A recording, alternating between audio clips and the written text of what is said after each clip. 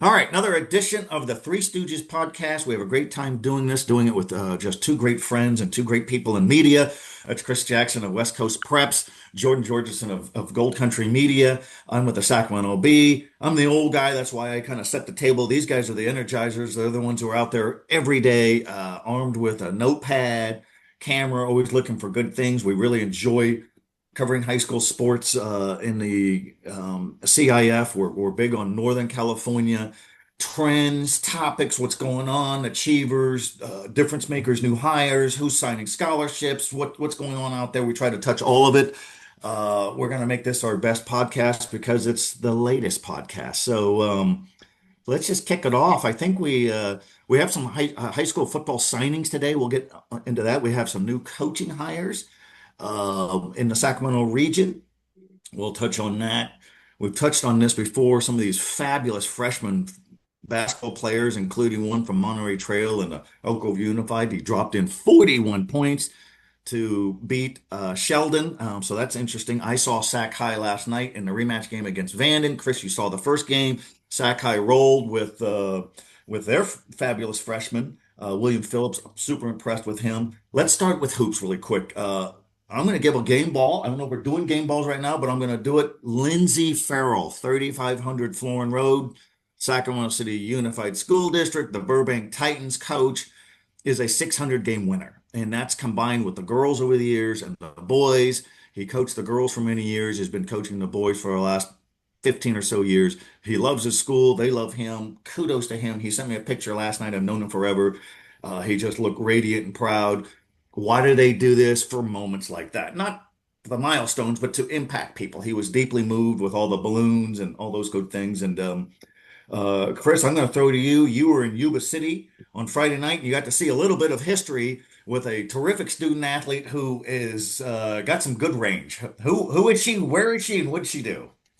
I don't know if you could script it better for 24 hours for one family, right? Because Thursday night, she got that McDonald's All-American nomination. She was one of those that could participate in the All-American game at McDonald's. I don't think she was named a final nominee the other night. Doesn't matter because you're just when you're named just one of those potential finalists, shows you're one of the best in America. She got that notification. She was on the phone with one of her friends. Her sister was in the car, on the phone with one of her friends.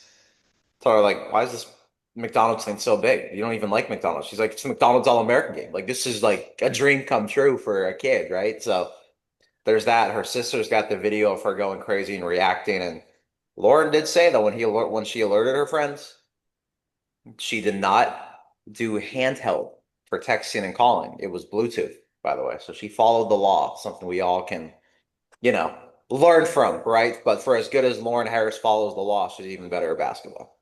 She needed three threes. Yeah. She needed 9 points in this game to break the Sacramento scoring record. Joe, I know you've mentioned it. We mentioned it. Girl from Del Campo, she broke that record. Girl whose record she broke went to Texas and played professionally. Lauren's third three of the game, which tied the national record, also broke the Sacramento scoring record. Her next three was signature Lauren Harris. The sidestep to the left, corner three, breaks the national record. Her father, Jeff, the head coach, also a Faith Christian grad, 98. He was wearing his Letterman jacket, coach, and he always pulls it off for homecoming. And she got the celebration, right? But Lauren looked happy for that. She was still a lot happier when her teammates were scoring. She was going crazy on the bench when her teammates were hitting buckets in that second half. You would have thought that those were the record-setting moments, not when she hit that three. But her father, the alumnus of the school, her older sister holds the all-time California scoring record for a single season. I think it was 46.3 a few years ago. Her father, remember, it's his homecoming in 98 where his teammates overlooked him on a pass. Dan Green and Josh Anders ended up working out because his teammate hit the three. His friend hit the game-winning three, secured a playoff spots. Fans stormed the court. You didn't think a homecoming could get better than that until Lauren does this in 2026. What is that? 28 years later. I'm not excellent at math. That's why I don't work in math, right? For obvious reasons. But Lauren Harris breaks the national record. She's gonna, I mean, blow this thing absolutely out of the water. I know there's discrepancy because there's one girl that has like 800 something, but that's also because she played high school basketball for 10 years. Because in Florida, if your elementary and middle school is on the same campus as high school, broke that record. I mean, that's impressive. Great stuff. But if you're in high school for 10 years playing high school ball, a record should be broken in that span, and that goes for when they showed Dylan Gabriel in the Rose Bowl in 2025. They're like, oh, he's now the all-time passing leader. Well, when you've been in college football 6 or 7 years, you better have some freaking record in your hand. So Lauren Harris's name is the record.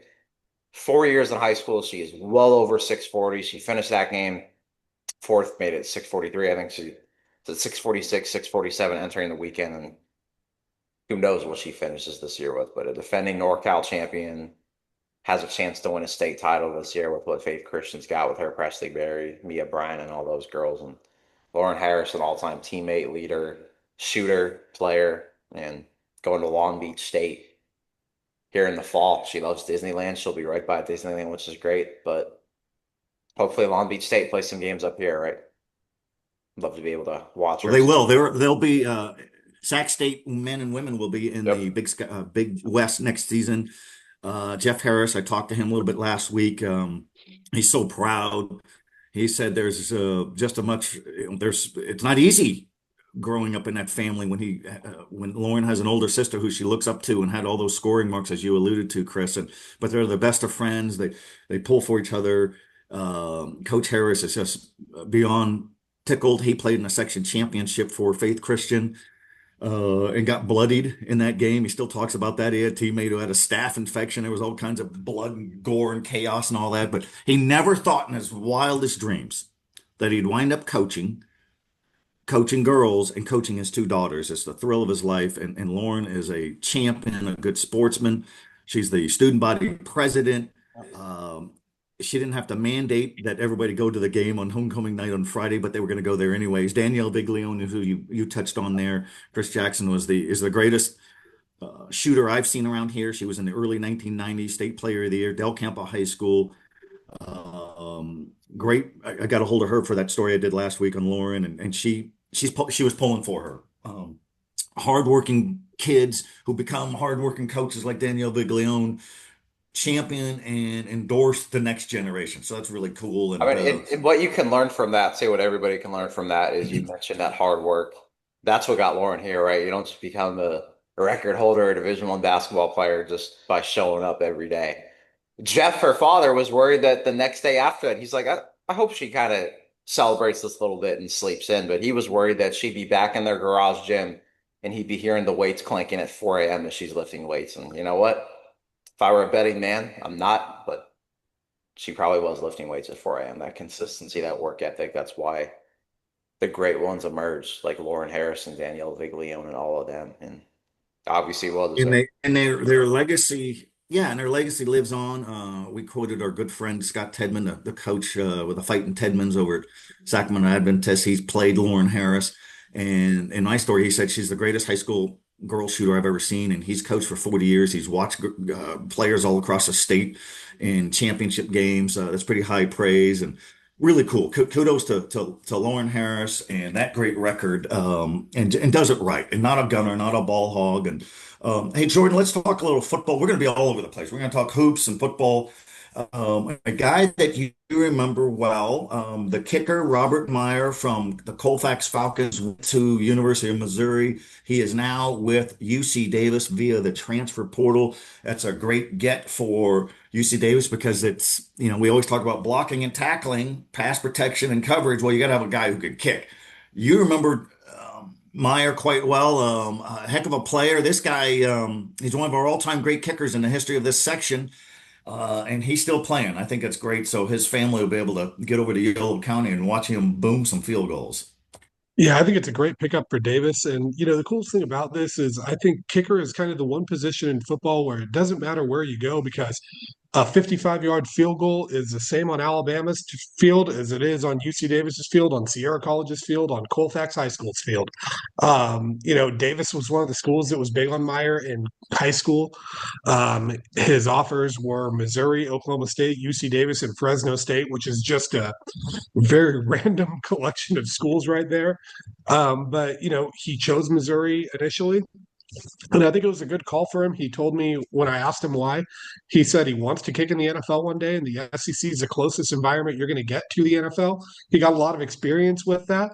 He got the good of that. He got some of the bad of that, where maybe he missed a couple kicks that he feels like he should have made. But I think some of that's just kind of learning to kick in some of those environments. I have no doubt he's going to be a tremendous kicker for the Aggies. Last year at Colfax, or 2 years ago at Colfax, when I had talked to him, I think at one point he had 20 of 22 kickoffs into the end zone for touchdown or touchbacks. He was averaging 44 yards a punt, and that's with returns and high school return teams that are covering it. I think all of his field goals were in that he missed were either blocked or exceptionally long field goals.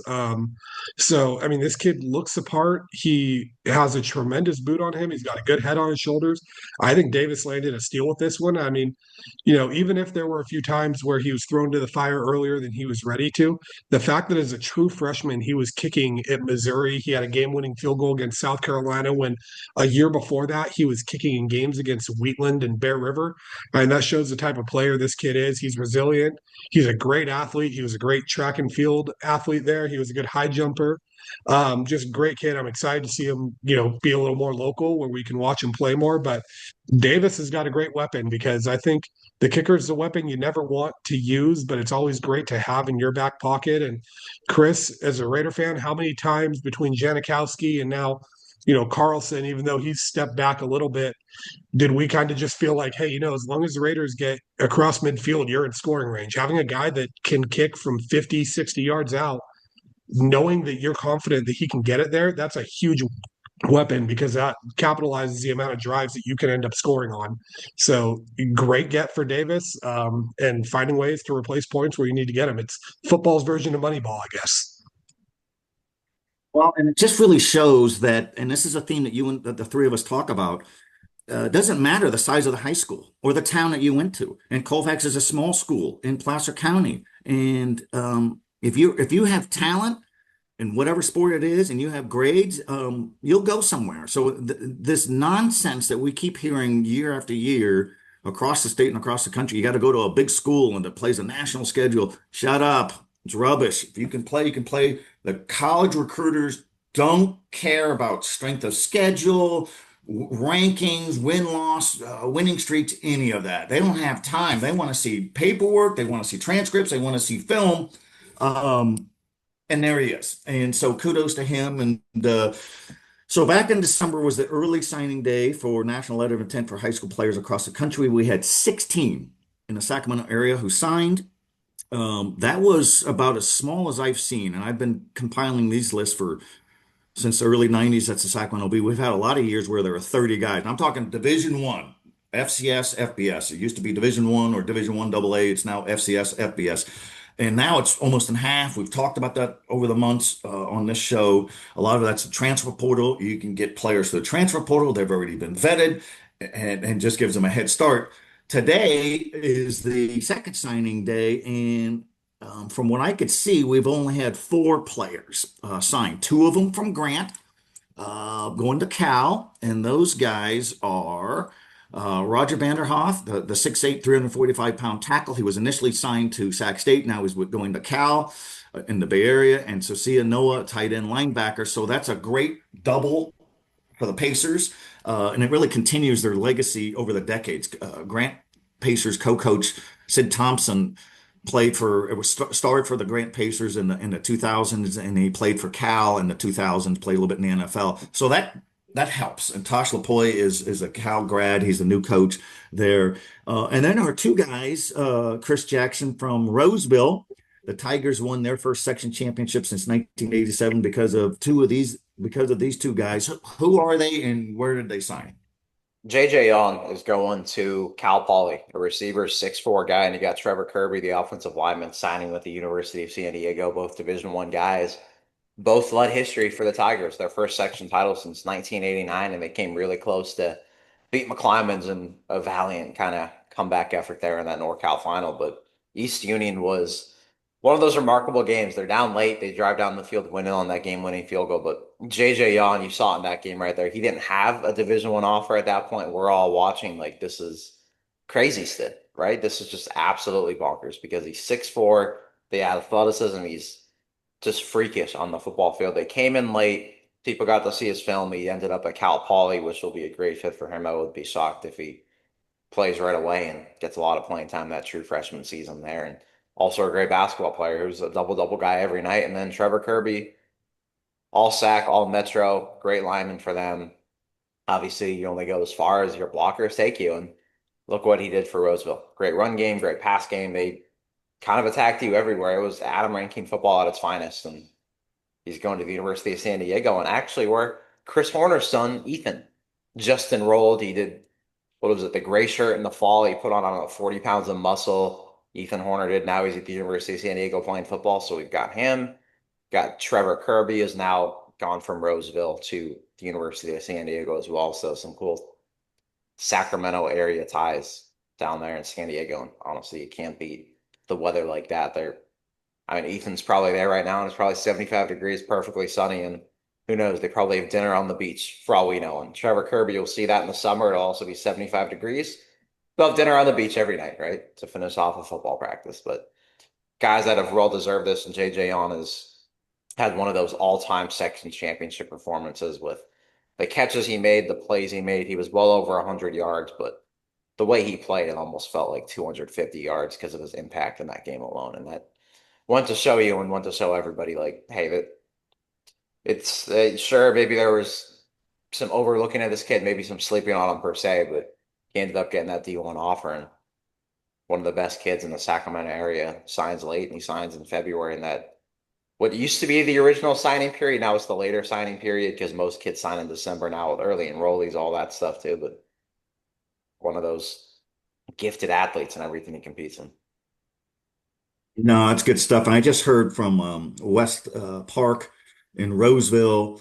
Jax Madden, a tight end linebacker, signed with Eastern Washington of the Big Sky. So there's another one. This isn't the only day they could sign. It's just the second signing period. And we like the early signing period. Takes a lot of pressure off of these guys, and because they're just relentlessly recruited. We have some football coaching hire news. There's a new coach at Del Campo, a new coach at Whitney, a new coach at Christian Brothers. Sheldon is not named a coach yet in Elk Grove Unified, but where they haven't released it yet. I'll touch on one of them, Jordan Botha of Del Campo. He's an alum of the school. He's coming back full circle. He played for Mike Domino in the late 2000s, won a section championship in 2009. They went 13-1. Team has dipped in recent years. Jordan is ecstatic to be back. Jordan, there's a new Whitney coach, takes over for Zach McNally. It's a sleeping giant job in Placer County right there in Rockland. Whitney, the team has had some good seasons and had some lean seasons in recent years, in part because of the competition. The Sierra Foothill League, as we know, is so muscle bound with Folsom, Rockland, Granite Bay, Del Oro, Oak Ridge, Jesuit. Just it's hard to get going there. And Whitney does not have a freshman football program. The others do, so it's kind of behind the eight ball. But Jordan, who's the Whitney coach, and what do you know about him? Brian Brickey taking over the head job at Whitney. I actually have to reach out to him today for a story on him. But he, in my opinion, this is a tremendous hire from everything I've been told about him. He was an assistant at Rio Americano, well-versed in the coaching world, lives in Rockland, so he gets to be closer. I believe his kids play junior Wildcats, so he gets to, be close to home, run the program that his kids are ideally going to eventually grow up and play for.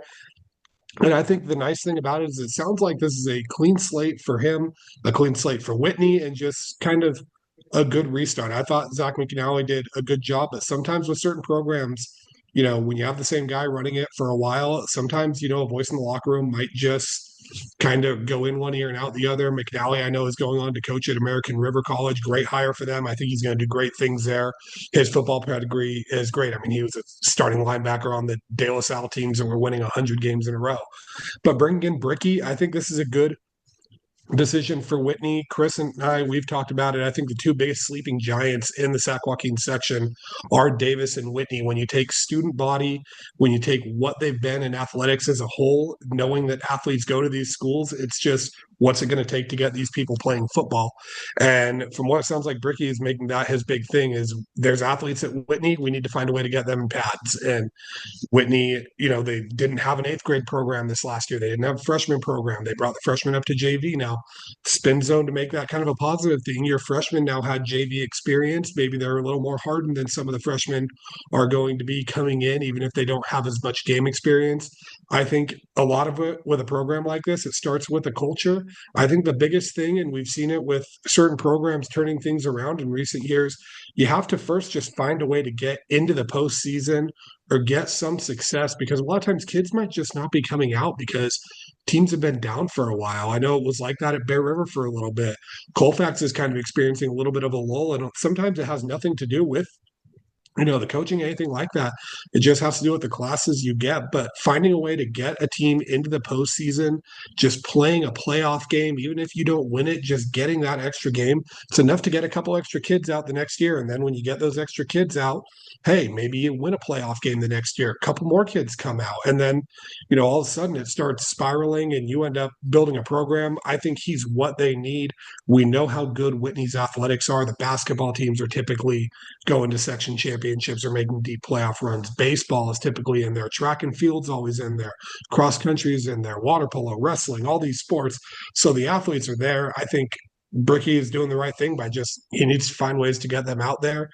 It seems like a great hire for Whitney, especially if he's able to bring in some staff that can inspire these kids. And, if he's able to get this thing going, look out, because I think Whitney is one of those programs that can build quick. And I think it can surprise some people of, hey, where'd these guys come from? And I mean, we've seen it year after year.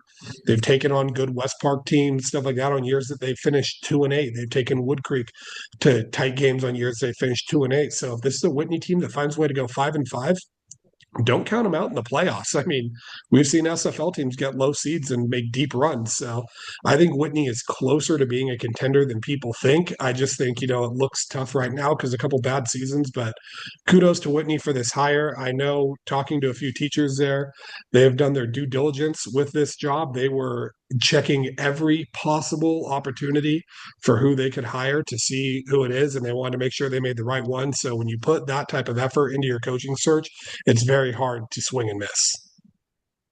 No, that's a good call there. And Chris Jackson, on the topic of new football coaches, Jordan both at Del Campo, Brian Bricky at Whitney. You just did a story on West Coast Preps on a new Christian Brothers coach. Who is he? Where is he from? And what did you gather from him? And one of the things that was interesting in your story is after Larry Morla was let go and he gave Christian Brothers some of its best seasons in recent years, the new coach wondered, are people transferring out? Who's the coach and what was the answer?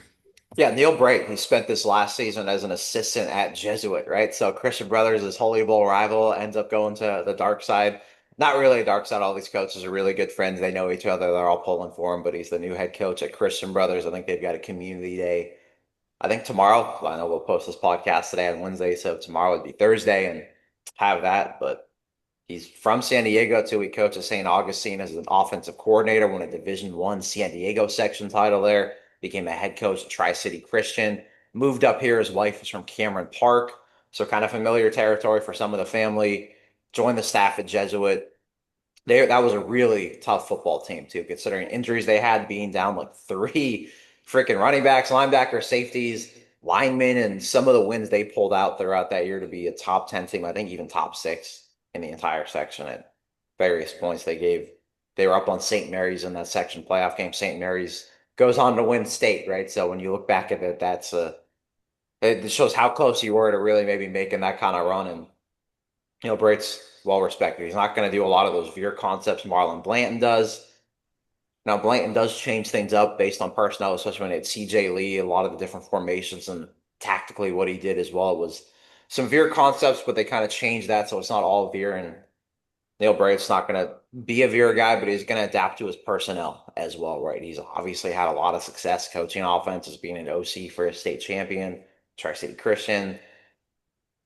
Seems like a good hire, and he loves the community on that campus. A lot of Christian Brothers coaches are super tight, like Jermaine Brown, Shandy Foster. The basketball coaches are best friends. They're all great friends with Melissa Flowers, their athletic director. They all get along. Larry Morla was really tight with all of them too, and seems like Neil Bright fits into that picture. He walked around campus, wanted to see what the atmosphere was like. Students really got along. Kids really seemed to love learning in class, because when you go to Christian Brothers, a big piece of it too is that academic piece. Christian Brothers academics are difficult, but they also prepare you for that college landscape and the discipline it takes for that. And then obviously post-college when you have a job. But he loved it.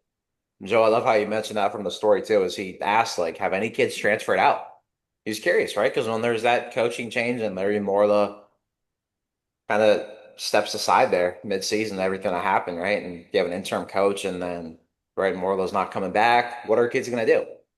It's easy to say, yeah, kids are going to transfer. You couldn't blame them one bit for that.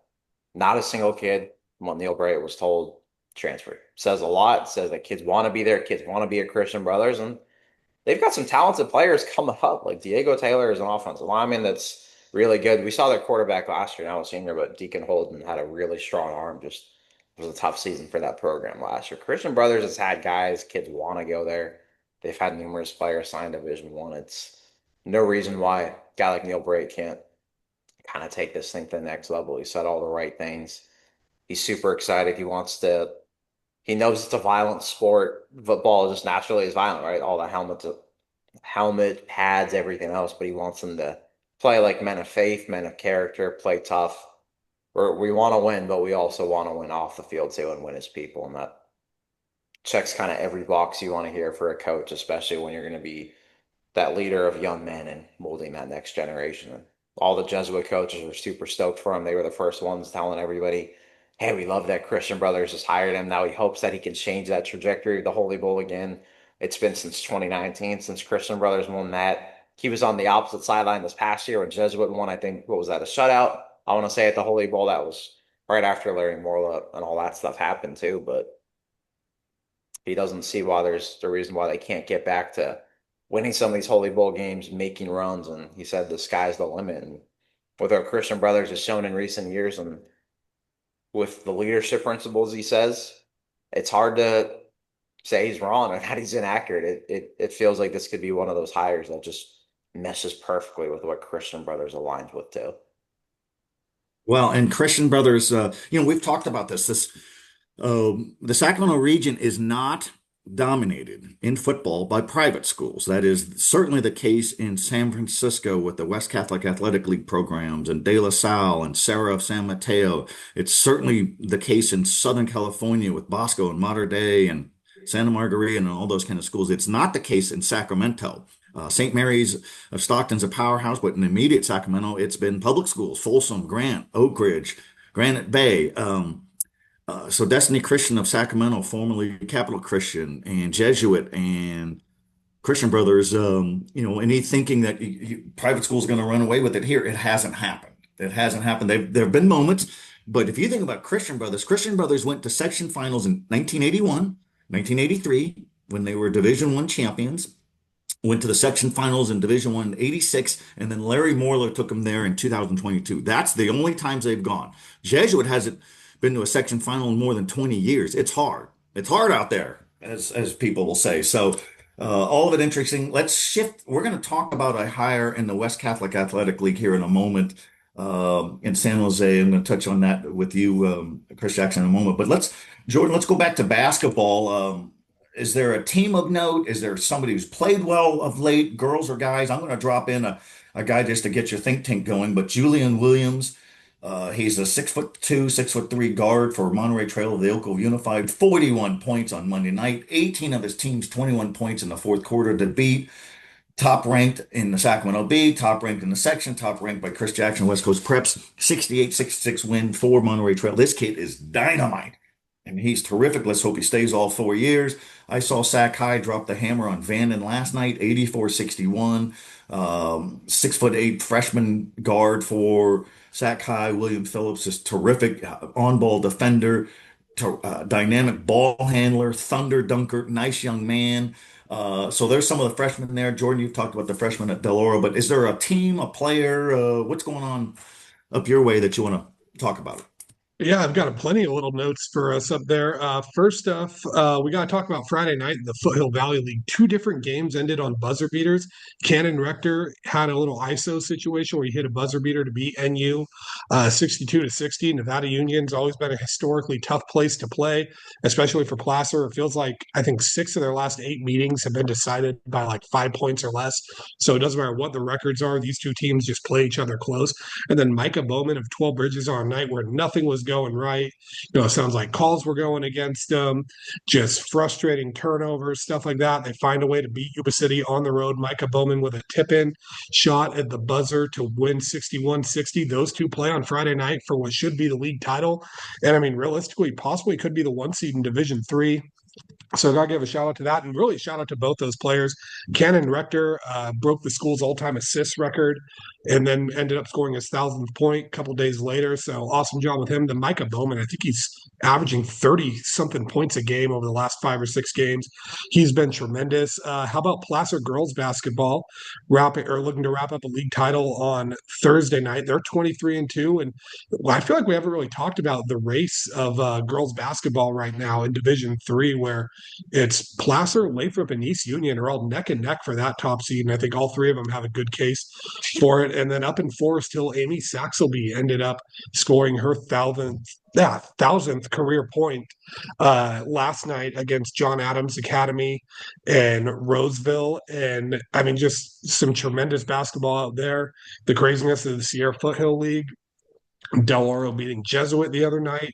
And then Folsom girls basketball winning the rematch with Del Oro. So now that matchup of kind of wrapping them all together for that top three of Oak Ridge, Folsom, Del Oro is going to be a fun one. Off the top of my head, and then Lincoln boys basketball won 5 out of 6 after a 2-15 start. They were in that Marysville game. It was just one run they couldn't quite overcome, but it's still an uphill climb for them to make the postseason. But kudos to see a team have a start like that and not just kind of roll over. We've seen teams that get off to bad starts, even though the talent is better than what the record says, and the wheels just fall off. So for them to come together and go on this run and give themselves even a slim postseason chance when they had none 2-3 weeks ago is impressive to see, and a tip of the hat to them. Chris, while Joe's getting back on, what about you? There's been a lot. I mean, the Julian Williams storyline at Monterey Trail is tremendous, right? A top freshman scores 41 against Sheldon, wins that game, hits the three to give him the lead, and win that game against top-ranked Sheldon. Their previous meeting, Sheldon won that thing. Monterey Trail gets revenge. Now there's a tie at the top of the Delta League standings with Sheldon and Franklin. They play on Friday. There's a lot of great games on that slate again Friday, because also you've got Oakmont, Marysville for top PVL teams. It's just a lot of these league races I think have been super exciting. The Delta League girls race, I was just at Laguna Creek getting that sweep at Casumas Oaks. Just a few years ago, Laguna Creek struggled to find a lot of wins, right? That was when Cody Norman stepped aside, and now the reboot's back. They're unbeaten in the Delta League. They've beaten Sheldon, Monterey Trail. They've swept Casumas Oaks, and what Liberty Ranch is doing with Haley Smith is another really impressive one. Haley's over 2,000 career points now, an all-timer of all-timers, won their first Blue Banner last year. Doing it again, Leilani Olin from Riverbank was the fastest player in school history to hit 1,000 career points. Alana Lopez at Gregori is about to be their all-time leading scorer. It's a good time to follow basketball in this area. And then Joe mentions how well Sakai has played. I mean, they are just winning and winning and winning. They beat Western Ranch in the stretch, beating Vanden twice. That was a great win at Vanden a couple weeks ago. Always a tough place to play out there in Fairfield, Solano County. Packed house. Sakai had a comeback in that fourth quarter, and what William Phillips does, what that whole team does. Sakai, I don't think anybody wants to face that group when the playoffs roll around here and those brackets are announced in a week and a half. And look at Folsom boys. Waldball, Mike Wall's team doing it again. They escaped that Rockland game last week, but they are unbeaten in the SFL. They've got the win over Jesuit where they had 14 threes assisted on like 85% of their baskets. So that's what happens when you play the right way and when all those stars align properly, and you play that great system of basketball and you play selfless basketball. But there's a lot to like, and this freshman class is tremendous too. Vanden was without its standout freshman Kamasi Collins, who's been a great defender all year. He's missed the last few games. He was great on Julian Williams when Vanden beat them in a showcase game on a Saturday earlier this month.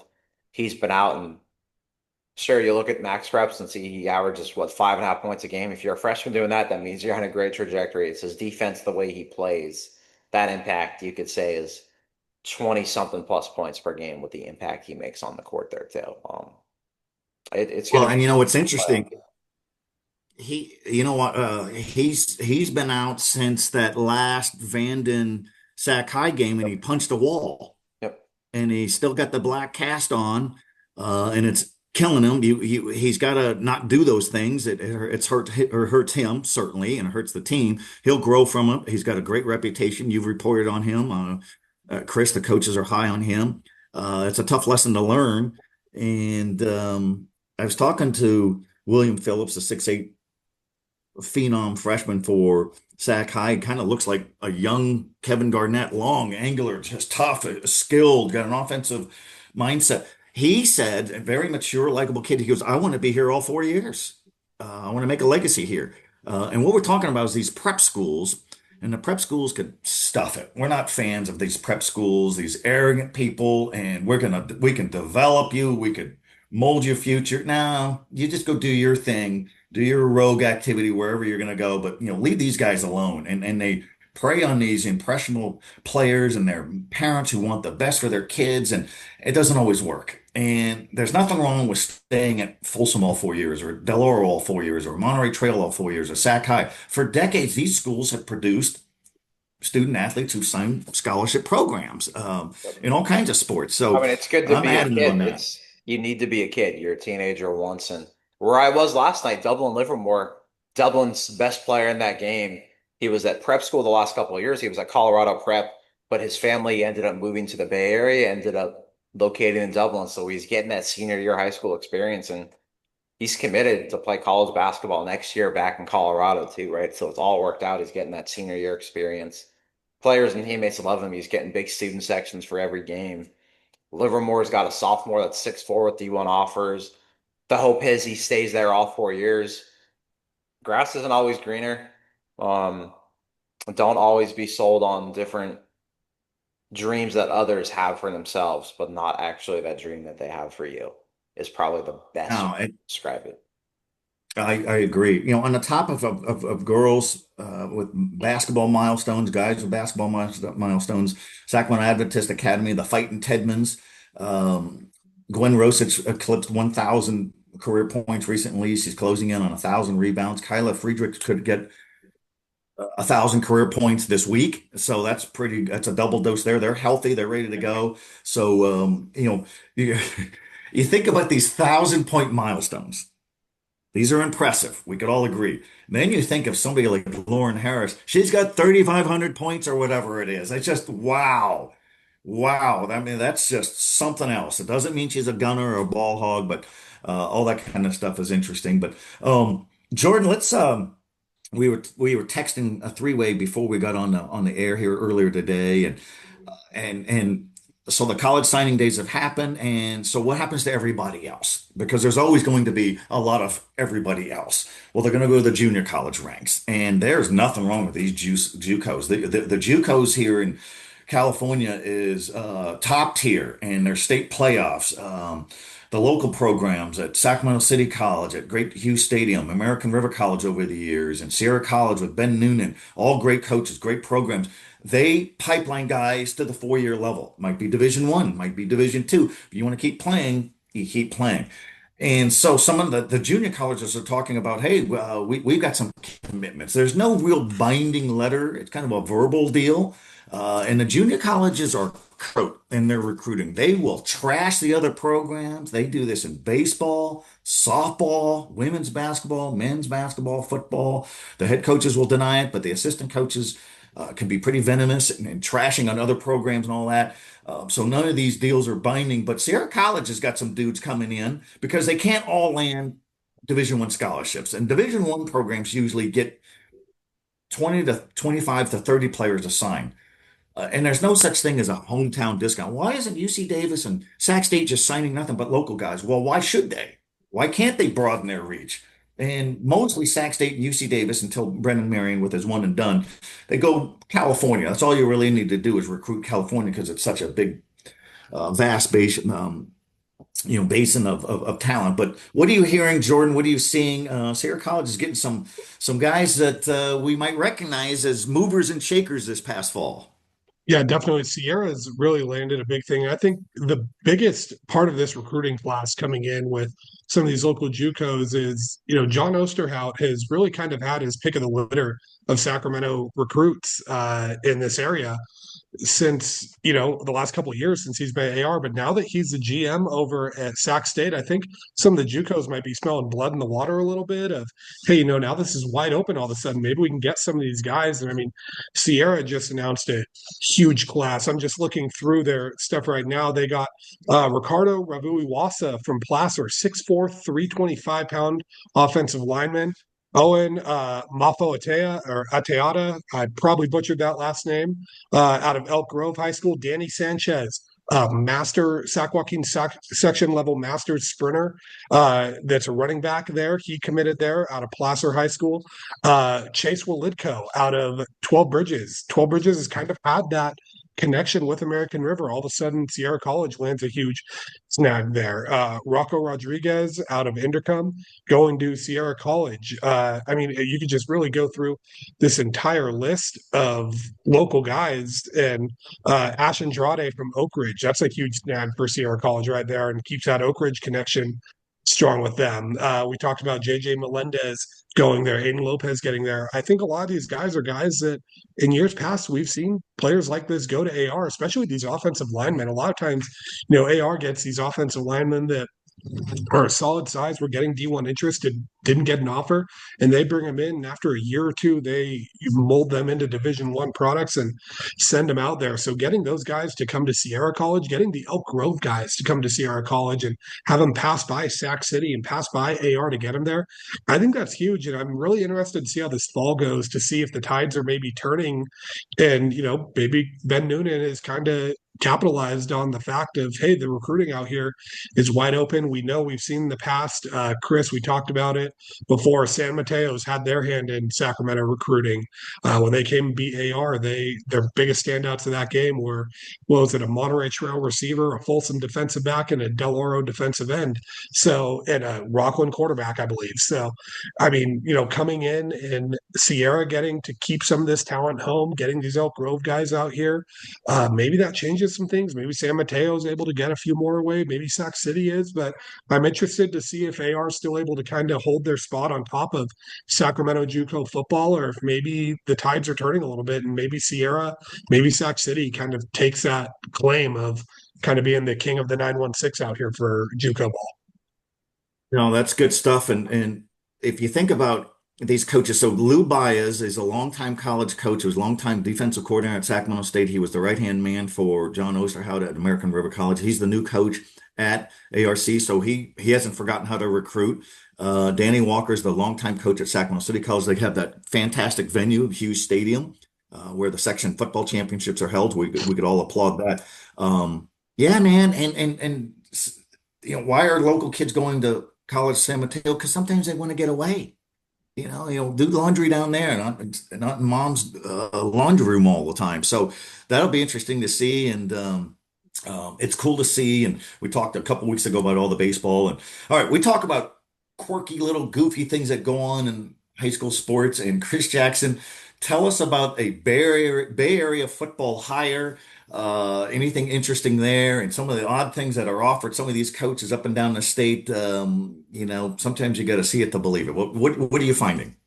You probably hear about some of these offers, and they might pale in comparison to what the Trinity League's offering. Right when I mentioned it, WCal offering that West Catholic Athletic League, there was a second one this morning. Dante Perez at Valley Christian in San Jose, a former star quarterback, broke records at Foothill College, was a national champion in North Dakota State, then a head coach at Kings Academy, 2 league titles in 4 years. Now he's the head coach at Valley Christian, replaces Mike Machado, a legend there who won 7 CCS titles. And Sacred Heart Cathedral, though, this hire feels like one that can really shake up that kind of NorCal football race. What Reardon did hiring Adir Ravapati a few years ago, look what Reardon became this year.